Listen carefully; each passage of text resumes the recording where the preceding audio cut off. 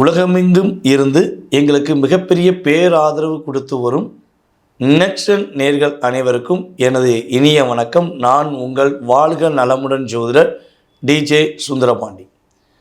இப்போ நம்ம என்ன விஷயம் பார்க்க போகிறோம் அப்படின்னா, கும்பராசியில் இப்போ கோச்சார கிரகங்கள் என்று கருதுகின்ற ராகு பகவான், சூரிய பகவான், புதன் பகவான் மற்றும் செவ்வாய் பகவான், இந்த 4 கிரகங்களும், அதே போல் சுக்கிர பகவான் வந்து பார்த்திங்கன்னா இப்போ மீன ராசியில் நல்ல ஒரு வில் பவரான நிலையில் உச்ச நிலையில் மீன ராசியில் அமர்ந்திருக்கிறார்.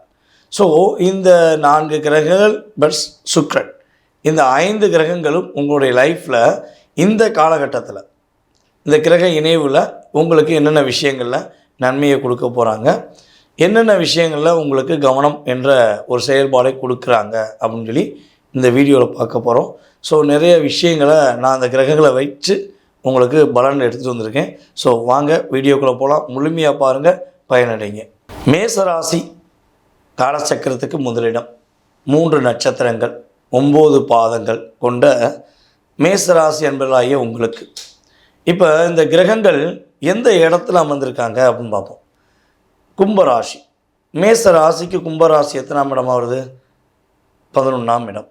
அப்போ ஒரு 10ஆம் இடமாக இருக்கட்டும் அல்லது 11ஆம் இடமாக இருக்கட்டும், இந்த இடங்களில் பாவிகள் அமரலாம் அப்படின்னு சொல்லி ஒரு பழமொழி இருக்குது. 10லோ 11லோ ஜோதிட அடிப்படையில் பார்க்கும்பொழுது பாவ கிரகங்கள் அமரலாம். ஸோ அப்போ இப்போ ஒரு பாவ கிரகம் அமர்ந்திருக்கா அப்படின்னு சொல்லி பார்த்தீங்கன்னா இல்லவே இல்லை. நம்முடைய சூரியன், செவ்வாய், புதன் மற்றும் ராகு, இந்த கிரகங்கள் அனைவருமே பாவ கிரகங்கள் என்று ஜோதிட ரீதியாக அழைக்கப்படுறன. ஸோ அப்போ 4 கிரகங்கள் உங்களுடைய ராசிக்கு 11ல் அமர்ந்திருப்பது என்பது விபரீத ராஜயோகம் அப்படின்னு சொல்லுவோம். இந்த விபரீத ராஜயோகம் நம்மளை என்ன செய்யும் அப்படின்னா, நீங்கள் என்ன விஷயங்களை ரொம்ப எஃபெக்டாக எதிர்பார்த்து ஒரு லாபஸ்தானத்துக்காக காத்திருக்கீங்க, இந்த ஒரு விஷயம் கிடச்சிருச்சுன்னா நான் ஜெயிச்சிருவேன், இந்த ஒரே ஒரு வாய்ப்பு எனக்கு கிடச்சிருச்சுன்னா நான் நல்ல நிலைமைக்கு வருவேன் அப்படி நீங்கள் காத்திருக்கிற விஷயங்களை உறுதியாக கோச்சார கிரகங்கள் ஒரு நல்ல நிலைக்கு உங்களுக்கு என்ன பண்ணும், ஒரு மாற்றத்தை உண்டு பண்ணும் என்பது உண்மை. அதுக்கடுத்து வந்து பார்த்திங்கன்னா 11ஆம் இடம் அப்படிங்கிறது வந்து பார்த்திங்கன்னா நம்மளுடைய மகிழ்ச்சியை வெளிப்பாடுதுமே. அதாவது சின்ன மகிழ்ச்சி பெரிய மகிழ்ச்சின்னு சொல்லுவோம். ஸோ நம்மளுடைய உணர்வுபூர்வமான சந்தோஷம், அடைய நம்மளை அறியாமல் சிரிப்போம் பார்த்தீங்களா, என்னையா ஒன்று அறியாமல் இவ்வளோ தூரம் சிரிக்கிற, உனக்குள்ளே இவ்வளோ சந்தோஷம் உள்ளே வச்சுருக்கியா, உனக்குள்ளே இவ்வளோ விஷயங்கள் இருக்கா அப்படின்னு சொல்லி வெளிக்காட்டுவாங்க பார்த்தீங்களா. ஸோ அந்த வெளிக்காட்டுதலின் தன்மை உங்களுக்கு இப்போ கிட்டத்தட்ட வந்து பார்த்திங்கன்னா நம்ம கிரகம் அடிப்படையில் பார்க்கும்போது, கிரகத்துடைய அடிப்படையில் பார்க்கும்போது ஒரு 9 மாத காலமாக ரொம்ப மன அழுத்தத்தில் இருக்கீங்க. உங்களால் மனசு விட்டு பேசவும் முடியல, மனசு விட்டு சிரிக்கவும் முடியல. ஸோ இந்த நிலையில் இருக்கிற உங்களை நீங்களாக உங்களுடைய மகிழ்ச்சியின் வெளிப்பாடின் தன்மையை பொறுத்து உங்களுடைய வாழ்க்கை சிறப்படைய போகுது என்பது உண்மை. அதே போல் உங்களுடைய மூத்த சகோதரர், உங்களுடைய மூத்த சகோதரி, இவங்கெல்லாம் இருக்காங்க பார்த்தீங்களா, இவங்கள் மூலமாக திடீர்னு லாபம் வரும். என்னங்க அவங்களால இப்போ வரையும் பிரச்சனை தான் வந்திருக்கு, நீங்கள் லாபம் வரும்னு சொல்கிறீங்க அப்படின்னு நீங்கள் நினைக்கலாம். ஆனால் 4 கிரகங்கள் இப்படி 11ஆம் இடத்துல அமர்ந்து என்ன பண்ண போகிறாங்கன்னா, திடீர் ஒரு லாபத்தை கொடுக்கக்கூடிய தன்மை. உங்களுடைய சொத்து சம்மந்தப்பட்ட விஷயங்கள் எதுவும் டிலே பண்ணிக்கிட்டே இருக்குது, அதுக்கு உங்களுடைய மூத்த சகோதரிகள் தான் காரணம். அவங்க கையெழுத்து போட்டாலோ இல்லை அவங்க செறிஞ்சுக்கிட்டாலோ உங்களுக்கான தொகை கிடச்சிரும் அப்படின்னு எதிர்பார்த்தீங்கன்னா உறுதியாக அந்த விஷயத்தில் உள்ள தடையை என்ன பண்ண போகிறாங்க, இந்த 4 கிரகங்களும் முடிச்சு வைக்க போகிறாங்க.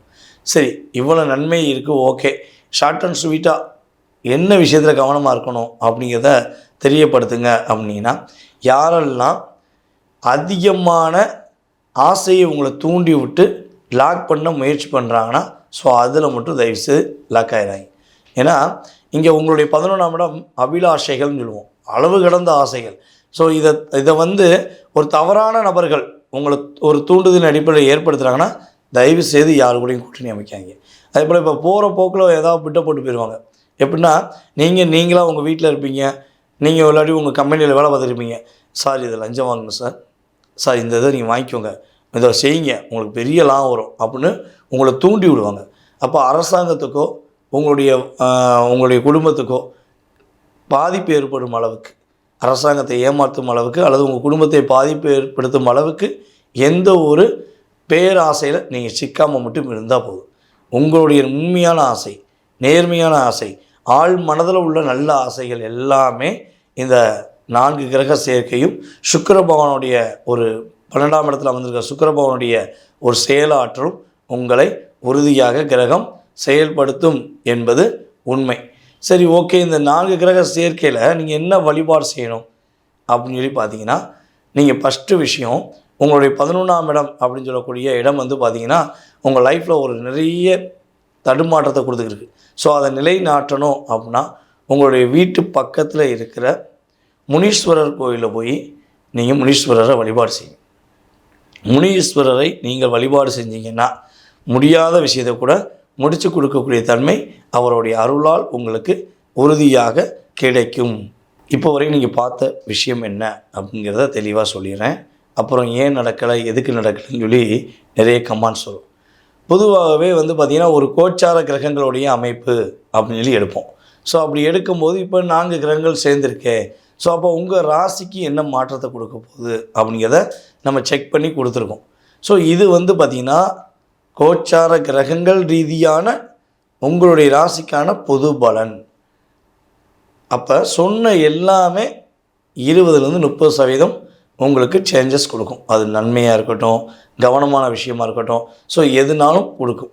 அதை தாண்டி உங்கள் லைஃப்பை ஓஹோன்னு பண்ணிடுமா, கோடீஸ்வரன் ஆயிடுவீங்களா, லாட்டரி சீட்டில் பணம் விழுந்துருமா, பங்களா வீடு கட்டிடுவீங்களா அப்படின்னா ஆப்ஷன் இருக்குமா அப்படின்னா இருக்கும். அதுக்கு என்ன காரணம்னா உங்களுடைய சுய ஜாதகமும் இதனுடைய சேர்ந்து வலிமையாக இருந்தால், அதாவது உங்களுடைய லக்ன ரீதியாக உங்களுடைய நட்சத்திர ரீதியாக தற்போது நடக்கும் தசா புத்தி, அந்த தசாநாதன் எங்கே இருக்கார், அதே போல் இப்போ நடக்கிற புத்திநாதன் எங்கே இருக்கார், ஸோ அவர் கூட இணைந்த கிரகங்கள் என்ன, ஸோ இதெல்லாம் செக் பண்ண பிறகு தான் உங்களுடைய எதிர்கால வாழ்க்கை சம்மந்தப்பட்ட விஷயத்தை கிட்டத்தட்ட வந்து பார்த்திங்கன்னா இது ஒரு 20-30னா ஃபுல் எஃபெக்ட் வந்து பார்த்திங்கன்னா 100% பார்க்கணும், தெரிஞ்சுக்கணும், துல்லியமாக தெரிஞ்சுக்கணுன்னா நீங்கள் செய்ய வேண்டியது கீழே உள்ள வாட்ஸ்அப் நம்பருக்கு உங்கள் டீட்டெயில்ஸ் அனுப்பிவிடுங்க.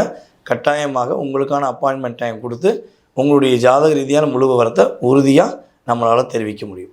ஸோ இது ஒரு பாயிண்ட். இன்னொன்று வந்து பார்த்திங்கன்னா இந்த ஜோதிடம் என்பது எல்லாருமே கற்றுக்கொள்ளலாமா, இந்த ஜோதிடத்தை நம்ம நேரடியாக தான் வந்து கற்றுக்கிறோமா அப்படின்னா நிறையவே என்கிட்ட வந்து வாட்ஸ்அப்பில் கேட்டிருக்கீங்க.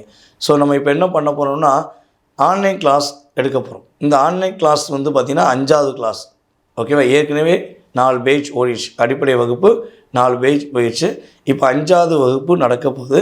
ஸோ இது ஆன்லைன் மூலமாக உங்களுடைய வீட்டிலிருந்தே உங்களுடைய அலுவலகத்திலிருந்தே நீங்கள் என்ன பண்ணலாம், உங்களுடைய ஜோதிடம் சார்ந்த விஷயங்களை நீங்கள் கற்றுக்கொள்ளலாம். அதாவது அடிப்படை ஜோதிடம் தெளிவாக கற்றுக்கலாம். ஸோ கற்றுக்கிறேன்னு ஆசைப்படுறவங்க கீழே உள்ள வாட்ஸ்அப் நம்பருக்கு டீட்டெயில்ஸ் அனுப்பிவிடுங்க. வருகிற சித்திரை மாதம் 2026 தமிழ் புத்தாண்டு முதல் நம்முடைய ஆன்லைன் வகுப்பு 5வது வகுப்பு தொடக்கம் இருக்கிறது. கலந்து கொள்ள விருப்பம் உள்ளவர்கள் உறுதியாக தொடர்பு கொள்ளுங்கள் என்று கூறிக்கொண்டு வாய்ப்பளித்த என்னுடைய ரசிக பெருமக்களுக்கும் நம்முடைய அன்பு சகோதர சகோதரிகள் அனைவருக்கும் எனது மனதார நன்றியை கூறி விடைபெறுகிறேன். நான் உங்கள் வாழ்க நலமுடன் ஜோதிடர் DJ சுந்தரபாண்டி, சிவகாசியிலிருந்து. நன்றி, வணக்கம்.